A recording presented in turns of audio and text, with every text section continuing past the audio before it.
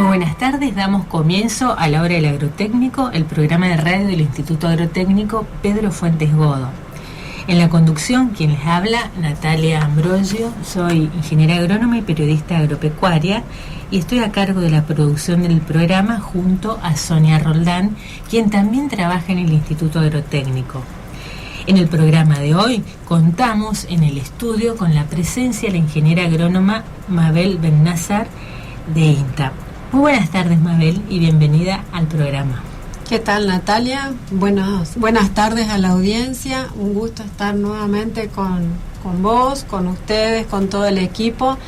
Yo soy del INTA Colonia Benítez, me desempeño en el área de extensión. Quizás algunos me conozcan por ProHuerta. Tuve mis antecedentes laborales en ProHuerta, sobre todo acá en el área metropolitana. Y actualmente me desempeño, entre otras cosas, en el área de extensión, pero haciendo las buenas prácticas agrícolas, fomentando las buenas prácticas en general.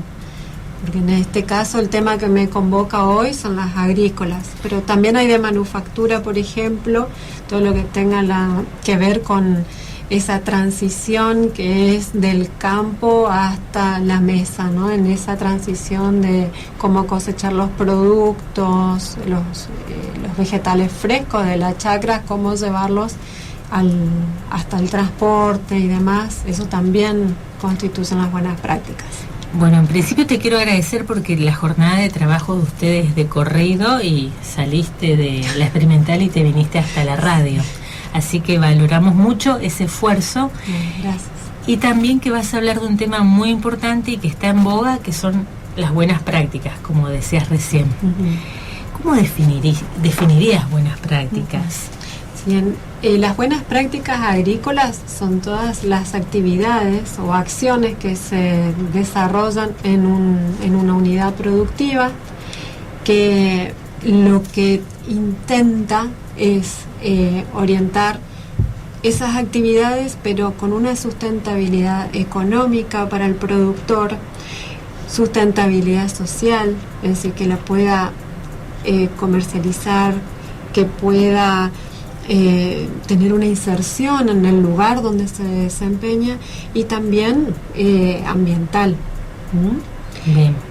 Estas buenas prácticas agrícolas no es algo que surge ahora, desde siempre los productores las han realizado. Lo que pasa es que con anterioridad a la fecha que hoy me convoca, eran voluntarias. Y la resolución 5 del año 2018 las incorpora al Código Alimentario Argentino. Trata ya de la obligatoriedad de las buenas prácticas agrícolas a partir del año 2020, enero de 2020 para las frutas y año 2021 para las hortalizas. Enero del año 2021 para hortalizas. Es decir, que tenemos muy poco margen. Tuvimos todos estos años para trabajar de manera voluntaria, la adopción voluntaria que se decía. En algunos casos, algunos han tenido sellos diferenciales de buenas prácticas agrícolas, pero ahora ya tenemos, ahí nomás en la tranquera, tenemos la obligatoriedad de estas buenas prácticas. En la provincia del Chaco está la Comisión de Buenas Prácticas Agrícolas. Ahí estás participando, ¿correcto? Sí, así es. La Comisión Provincial de Buenas Prácticas Agrícolas existe hace tiempo, pero ahora últimamente estamos trabajando más fuerte por esto que se viene, y la integramos distintas instituciones del medio. Perdón, el burro por delante. El INTA está presente. Ahora se incorporó el INTI, SENASA para la parte normativa, el Ministerio de la Producción con la Dirección de Agricultura, también el Instituto Agrotécnico forma parte, inclusive ellos muchas veces son sede de ustedes. Sí. Por el espacio, muchas gracias.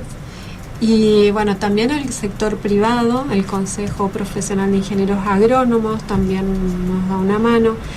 A veces participa la SAF, que es la Subsecretaría de Agricultura Familiar, es decir, distintas organizaciones e instituciones que nos desempeñamos en el sector agropecuario. ¿Y cómo vienen trabajando con la comisión en esto de dar a conocer las buenas prácticas?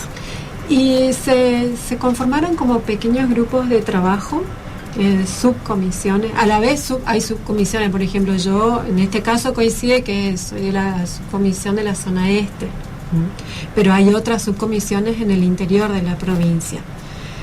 Dentro de cada subcomisión hay pequeños grupos de trabajo con el fuerte de cada institución.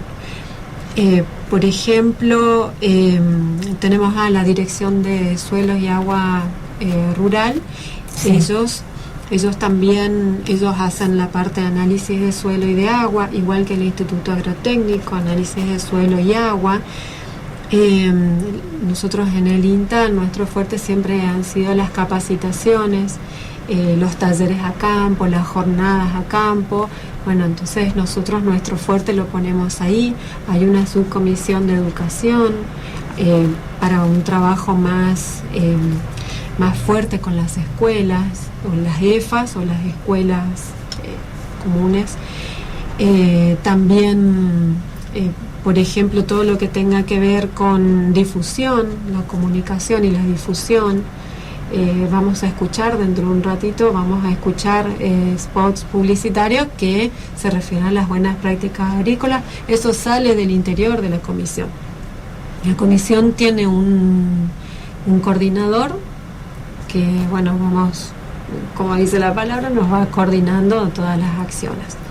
Bien, volviendo a los requisitos para la implementación de las buenas prácticas agrícolas, ¿cuáles son los requisitos mínimos? Sí, como bien dijiste, Natalia, son requisitos mínimos. Es decir, lo que sí o sí. Lo que sí o sí. Algo que tiene como objetivo el tema del cumplimiento de las buenas prácticas agrícolas, ¿cuál es el objetivo primordial? Es la inocuidad y la seguridad alimentaria, ¿no?, para la población. ¿Qué quiero decir con esto? Que todas aquellas actividades que se orientan hacia la sustentabilidad tienen un único objetivo, que es disminuir la contaminación en los alimentos, lograr la inocuidad, asegurar esa calidad y en lo posible garantizarla. Bien. Entonces esos requisitos mínimos por ahí parecen, acá va a ser un mundo esto. No, simplemente son cuestiones que ya las venimos trabajando institucionalmente y ya hemos, digamos, en nuestro accionar diario, en nuestro desempeño, ya lo venimos trabajando con el productor. Según la bibliografía, pero hay entre 6 y 7. Son los 7 mandamientos, los 7 requisitos mínimos que debe cumplir. En primer lugar, el punto número 1, el productor tiene que existir.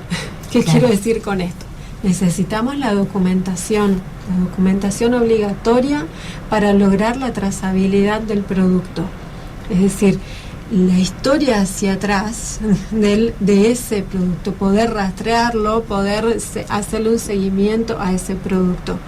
No nos olvidemos que en el campo de un productor se realiza alimento, se cultivan alimentos, que acá cerca de Resistencia, todo lo que sea el cinturón verde de la ciudad de Resistencia o las otras ciudades como Barranqueras, Vilé, La Fontana, nos abastecemos pero de productos que son altamente perecederos. Las hojas frescas son altamente perecederas y necesitamos que sean inocuas, ¿sí? Sí. Entonces, como se producen alimentos, el productor tiene que existir, en primer lugar existir, y es la documentación obligatoria. ¿Qué es eso? El RESPA, ¿no? Es como el DNI, sí. Existo, ¿no? El RESPA, que es el Registro Nacional Sanitario de Productores Agropecuarios. Que lo otorga SENASA. Lo otorga SENASA, es un trámite gratuito Tiene que ir con muy pocos requisitos, que es el DNI, fotocopia del DNI, algún documento que valide la ocupación de la tierra o la tenencia de la tierra, y tiene otros requisitos más, ¿sí? Sí. También, bueno, y el producto que cultiva, ¿no? Su producción. Ese RESPA lo que hace es asociar al productor con su producción y al predio productivo. Y ahí vamos a tener la trazabilidad, ese seguimiento que nosotros queremos hacer a una hortaliza, que es una lechuga, acelga. Dice, ¿quién la produjo y dónde se produjo? Exacto. Otra cuestión para el tema de la documentación obligatoria, en el caso de que ese producto se comercialice y se transporte, el transporte, bueno, tiene que estar habilitado por SENASA, que es la autoridad de aplicación en todo esto, y tiene que contar con el documento de tránsito vegetal. El DTV. Es el famoso DTV, ¿sí?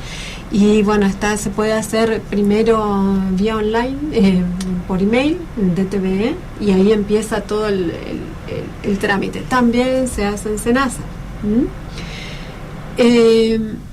Bueno, todas esas recomendaciones, bueno, generalmente están, los pueden guiar al productor ahí en SENASA. Es decir, que es un trámite sencillo, tienen que acercarse a la oficina de SENASA más cercana. En nuestro caso, Colonia Benítez, vamos hasta Margarita Belén para hacerlo. Ese es el punto número 1.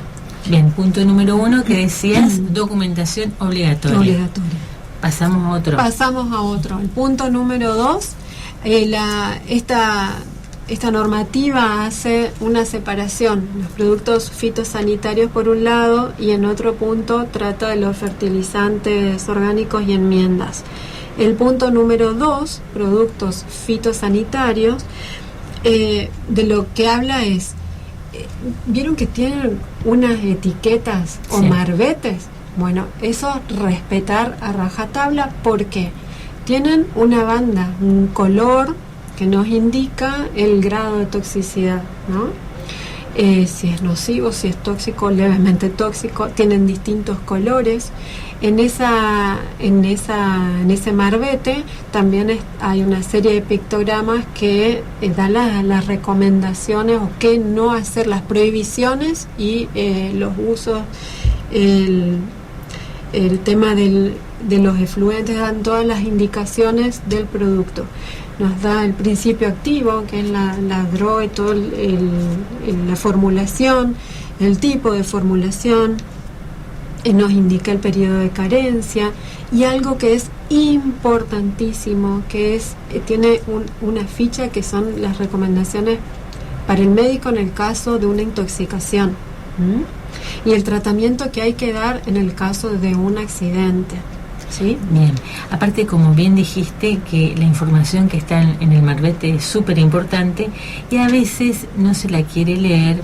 Yo creo, la única justificación que encuentro es porque muchas veces las letras vienen muy chiquititas. Las letras son muy chiquitas, entonces uno no quiere leer, pero es importante tomarse unos minutos y leer esa información. Sí. Sí, ahí lo que quería decir, que en la parte de los productos fitosanitarios, ¿de dónde parte? Parte de una receta agronómica. Recordemos que acá en la provincia tenemos la ley de biocidas, donde los ingenieros agrónomos somos los que estamos habilitados para hacer como la receta del médico, ¿no? Nos da una receta para comprar en la farmacia y otra con las indicaciones. Bueno, un ingeniero agrónomo también está habilitado para eso, es el que lo tiene que hacer, ¿no? Y indica, recomienda un producto, el producto adecuado para aplicar en el momento adecuado, con el equipo de protección adecuado que corresponde a ese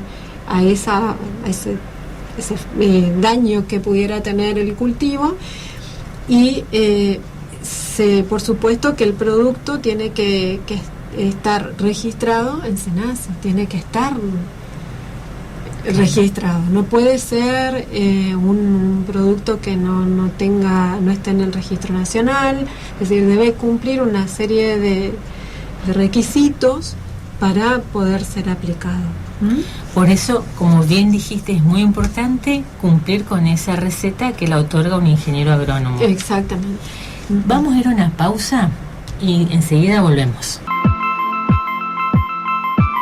Continuamos en la hora del agrotécnico y en el día de hoy tratando un tema tan importante y tan vigente como las buenas prácticas agrícolas. Para desarrollar este tema se encuentra en el estudio la ingeniera agrónoma Mabel Bennazar de INTA Colonia Benítez.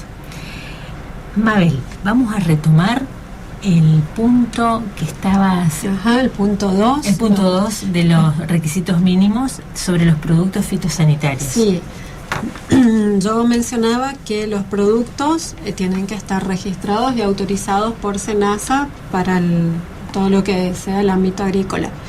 Y no se deben ni comercializar ni utilizar productos fraccionados.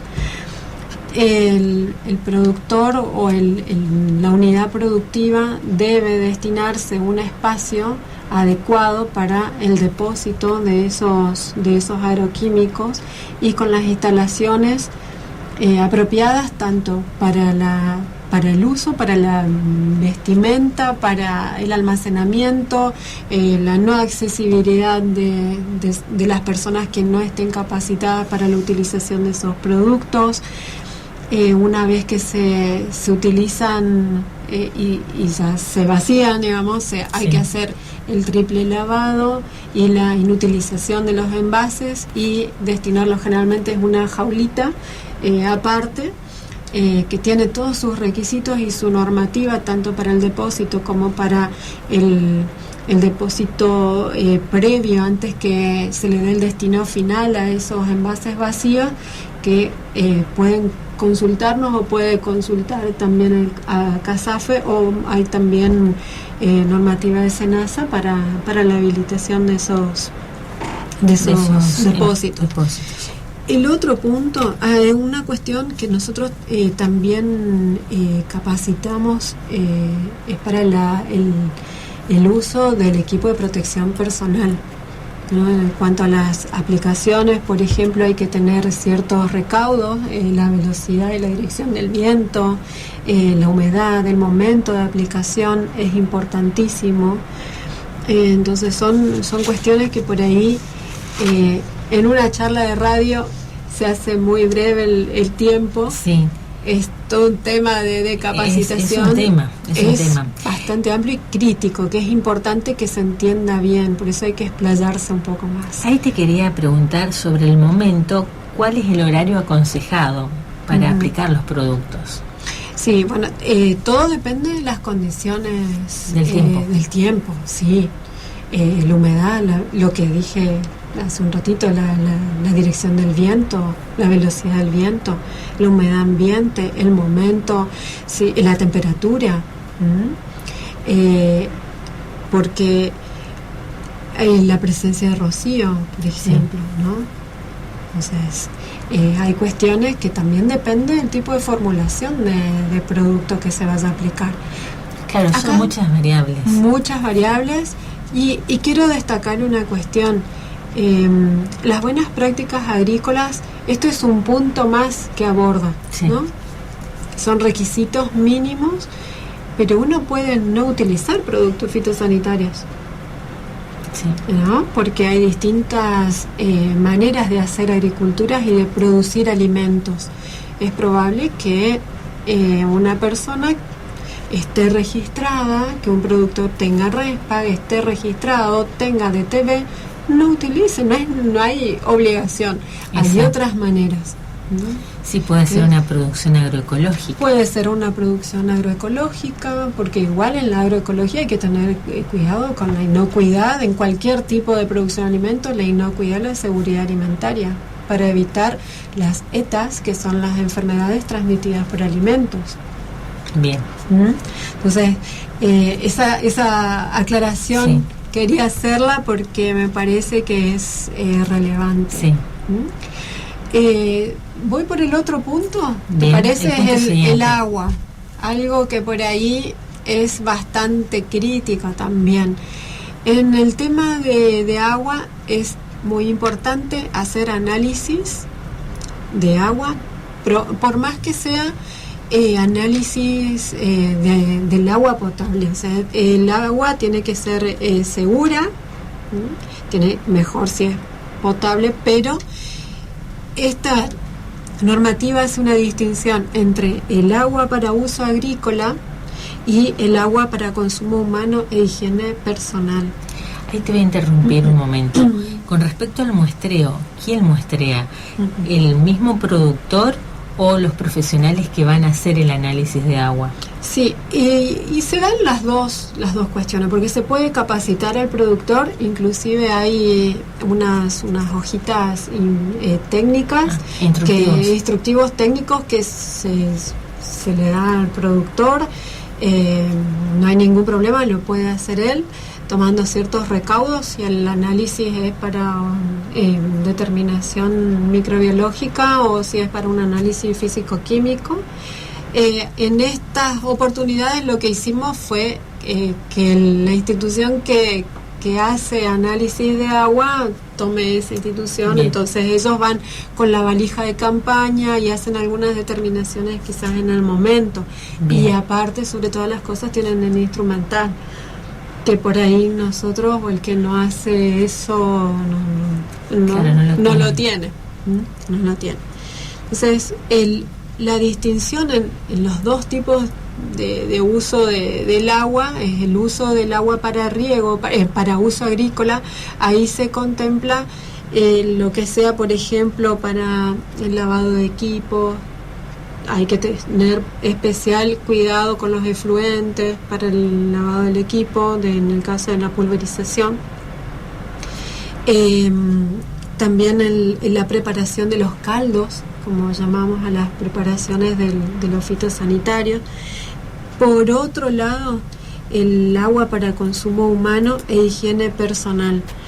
En ese caso tiene que estar según lo que se establece en el Código Alimentario Argentino. Bien. Con los controles pertinentes. Acá el tema del agua no es únicamente el agua para riego, también hay que considerar todo lo que sea el agua para acondicionamiento de los vegetales. Muchas veces de la chacra sale prelavada, digamos. Esas piletas o esos depósitos o reservorios de agua tienen que tener los controles necesarios y el agua tiene que ser limpia, el agua segura. No es solamente cambiar el agua frecuentemente, sino también la limpieza de esos depósitos, esos piletones, ¿sí? Siempre lo que nosotros decimos es que hay que hacer un uso eficiente, seguro y racional del agua. ¿Qué quiero decir con esto? Que no es regar por regar, sino que hay que tener en cuenta el ciclo del cultivo, cuál es la mayor demanda hídrica y cuál es la menor demanda hídrica del cultivo. Las plantas tienen en su etapa, en su ciclo del cultivo, tienen etapas que requieren más agua y menos agua. Entonces esas uno aumenta o no la cantidad de agua que aporta. No. Eso va a estar en función, también a la evapotranspiración del cultivo, el tipo de suelo y las características que tiene ese suelo. Para eso también se hacen análisis de suelo, que en este caso, nosotros en la comisión hay una institución, dos que hacen ese tipo de análisis. Y en la elección del tipo de suelo también. Sobre todo, yo hago mucho hincapié en todo lo que sea la historia del lote. Si antes fue un asentamiento y había pozos negros, no cultivar ahí, desechos o residuos, no utilizarlo. Después, lo que estaría muy bueno es que pasemos al otro punto, el Bien. Punto 4, manipulación. La manipulación se refiere a todo lo que sea personal. Si una persona goza de buena salud, que que lo verifique. Lo ideal sería contar con una libreta sanitaria, pero todavía no llegamos a eso. Para eso hay capacitaciones para el cultivo, la cosecha, tener que los operarios tengan buenas prácticas, ¿no? En cuanto a la salud, higiene. Por ejemplo, evitar las fuentes de contaminación. Después de ir al baño, lavarse las manos con agua y jabón. No es algo tan difícil, digamos, con práctica y con ejercicio uno está evitando un mal mucho mayor en el cultivo. Sí, en algunas ocasiones pude ver que estaban aplicando productos y fumando a la vez. Claro, no fumar, no tomar mate, no comer. Uno está produciendo alimentos. Imaginemos que es una cocina, una gran cocina, ¿no? Se están preparando los alimentos.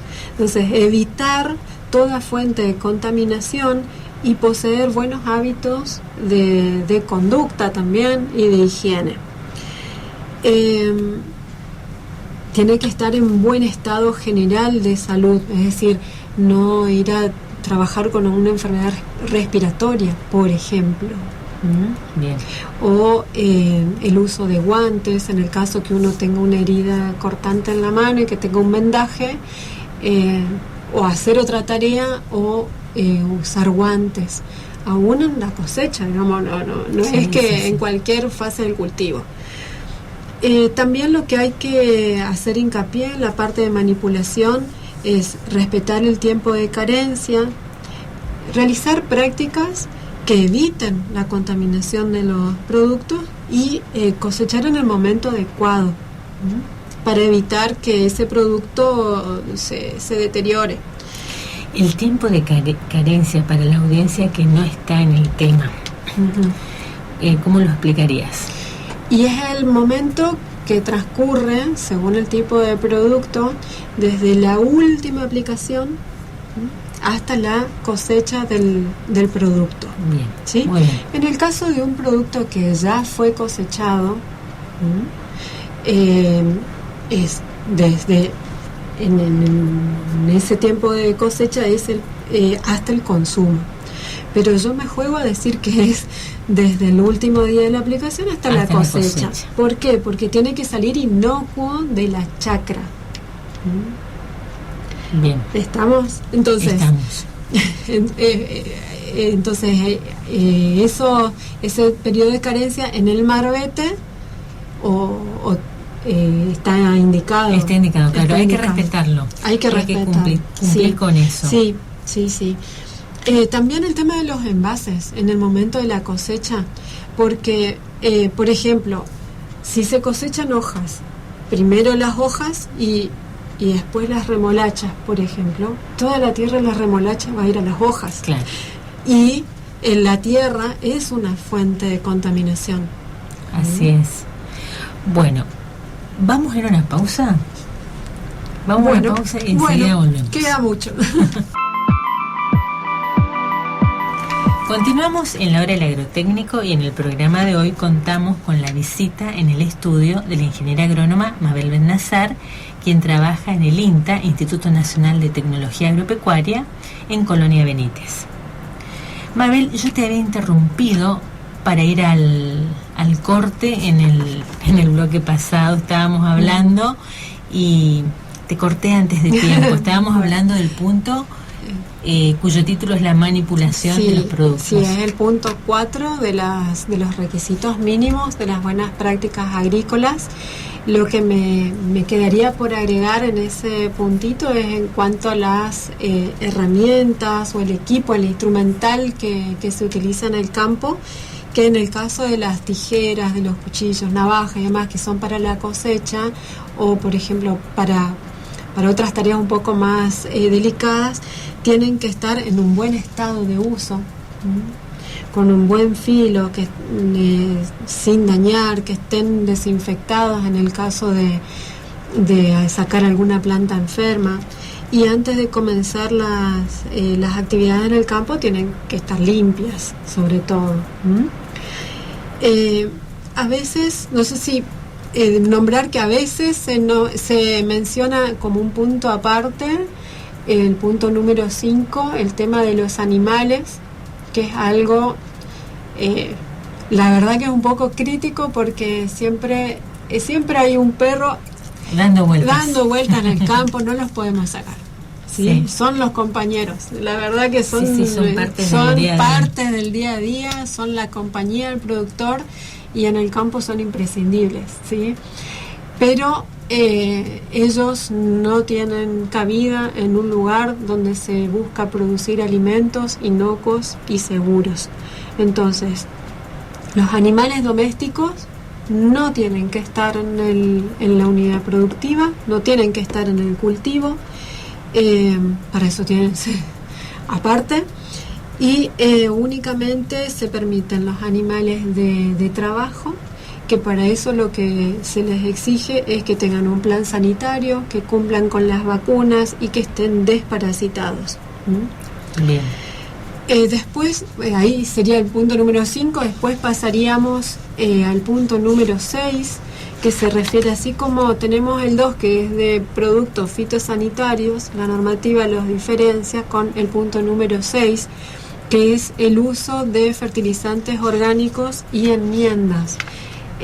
Acá entran, por ejemplo, todos los que sean los de producción propia, o si se utiliza estiércol, por ejemplo, ahí no se puede usar el estiércol fresco, debe pasar por ciertas etapas hasta que realmente es apto para el uso en el campo. Tiene que estar, tiene que tener un adecuado tratamiento, que haya estado compostado. ¿Para qué? Para disminuir el riesgo sanitario. Después, en el caso del estiércol, el compost, y si se utilizan otro tipo de fertilizantes, también tienen que ser productos que estén registrados en el SENASA. Y ahí pasaríamos al último punto. Sí, al último punto que te invito a que lo dejemos para el próximo bloque, ¿sí? Sí. Pero antes de ir a la pausa, todo esto, los productores van a estar acompañados por técnicos, o sea, vienen siendo asistidos. Sí. Porque realmente son muchas cosas a tener en cuenta. Sí, de todas maneras, desde lo pequeño, por ejemplo, el programa Pro Huerta, donde nací yo, digamos, el programa Pro Huerta, siempre yo hice hincapié en el tema de la producción, siempre con un cerco. El cerco es fundamental. En el caso de una huerta familiar hay un cerco perimetral, las gallinas o el gallinero aparte, también con un cerco, los animales diferenciados, que el agua de riego tiene que ser agua segura, no se riega con aguas hervidas, están prohibidos el uso de lodos cloacales para la producción de alimentos. Son cuestiones que, independientemente del enfoque que nosotros querramos darle a la producción, ya sea una producción agroecológica, orgánica, biodinámica, lo que querramos, o convencional, son mínimos requisitos de inocuidad. Así es. Eso es lo que hay que tener en cuenta, ¿no? Me parece que es lo importante de destacar. Bien, vamos a ir a la pausa, vamos a escuchar un tema musical y enseguida volvemos.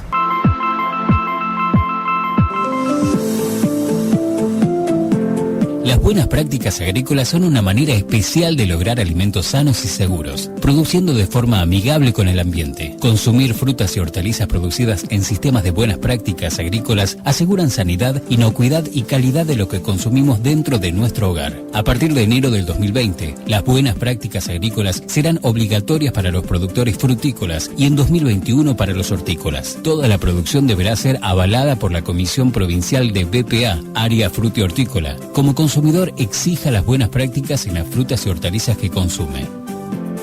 Es un mensaje del Ministerio de Producción, Gobierno del Pueblo de la Provincia del Chaco. Estamos en la hora del agrotécnico, iniciando ya nuestro último bloque del programa de hoy. Y si usted recién nos está sintonizando, le cuento que se encuentra en el estudio la ingeniera agrónoma Mabel Bennazar. Mabel trabaja en el INTA, en Colonia Benítez, y vino para tratar un tema tan importante como son las buenas prácticas agrícolas, que van a ser obligatorias ya desde enero de 2020. Mabel, ¿qué te parece si hacemos un repaso de los requisitos mínimos obligatorios de las buenas prácticas agrícolas? Bueno, muy bien. En primer lugar, comentarles, vamos a repasar. Sí. En primer lugar, comentarles que desde enero de 2020, el 2 de enero de 2020, van a ser obligatorias para las frutas, y el 4 de enero de 2021 obligatorias para las hortalizas. Es decir, pero tampoco especulemos con que tenemos un año más. No, ya tenemos que empezar ya estamos tarde, diría yo. Sí. Tenemos que, porque son obligatorios, son requisitos mínimos obligatorios. ¿Por qué? Porque han sido incorporadas las buenas prácticas agrícolas al Código Alimentario Argentino, que no es poca cosa, sino que es el que nos rige todo lo que tiene que ver con la alimentación. ¿Para qué?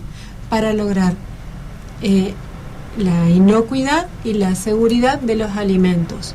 ¿Por qué? Porque es una cuestión, ya pasa a la salud pública. Cuando hay una enfermedades transmitidas por alimentos, no es que se enferma una persona, sino es esa persona con todo su grupo familiar o todo su entorno, ¿no? Bien. Entonces, como requisitos mínimos, ¿qué necesitamos? Documentación obligatoria, es decir, el RESPA, que es el Registro Nacional Sanitario de Productores Agropecuarios, y en el caso de la comercialización y el transporte, el DTBE, que es el Documento de Tránsito Vegetal. Después, punto número 2, en el caso de utilizar productos fitosanitarios, respetar el marbete, y productos que estén registrados en el SENASA y que hayan sido recomendados por un ingeniero agrónomo matriculado, con matrícula habilitante, ¿no? Punto número 3, agua, imprescindible. Los análisis de agua es primordial. 4, el punto número 4, la manipulación de todo lo que tenga que ver con el cultivo, la cosecha, el empaque según las normas de higiene, las normas de higiene del personal, la utilización de agua potable para todo lo que tenga que ver con la higiene y de los alimentos, el lavado de los productos cosechados y el acondicionamiento de esos productos, y en el caso no contar con agua potable, potabilizar la misma. Bien. Punto número 5, los animales en el predio, los domésticos están prohibidos, el resto de los animales tienen que tener su carnet sanitario. Perfecto. Y punto número 6, el uso de fertilizantes orgánicos y enmiendas.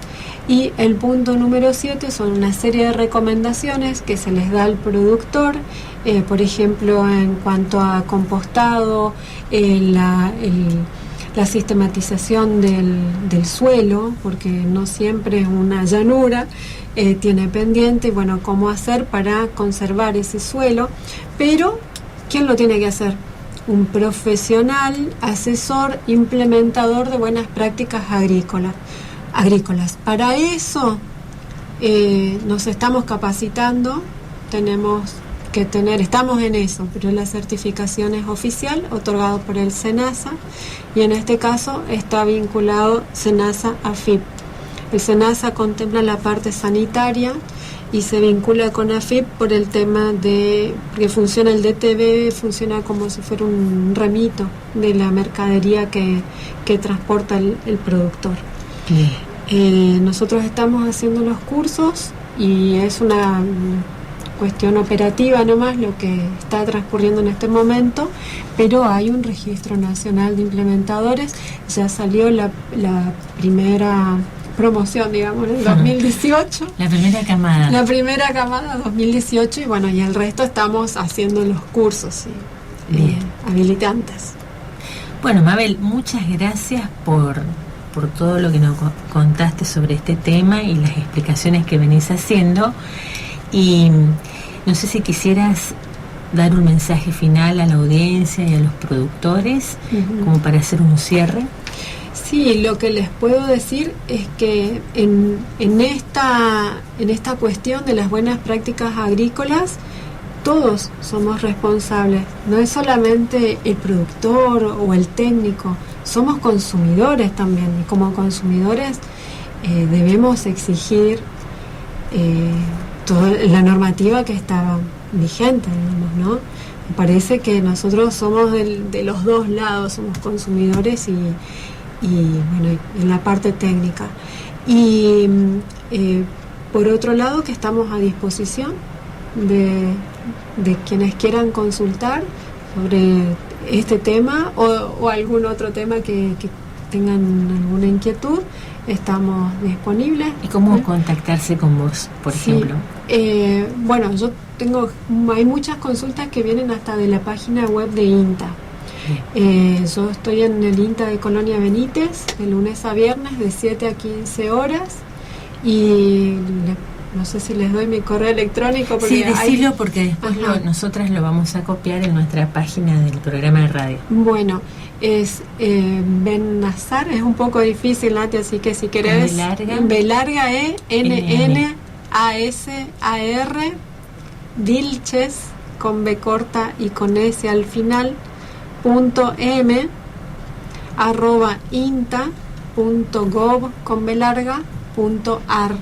Bien, eso lo vamos a copiar, así que si nos están escuchando y te quieren contactar, lo vamos a dejar registrado en el Facebook del programa de radio La Hora del Agrotécnico. Sí, también pueden consultar en el Facebook del INTA Colonia Benítez. Bien. Así que, o cualquiera de las agencias que tenemos en el área de influencia de la unidad. El teléfono fijo de Colonia Benítez, ¿te acordás?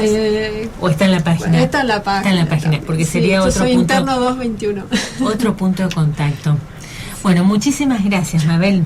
Bueno, gracias a vos, Natalia, gracias por siempre considerarnos, por estar en contacto siempre y bueno, quedo disponible para cualquier consulta.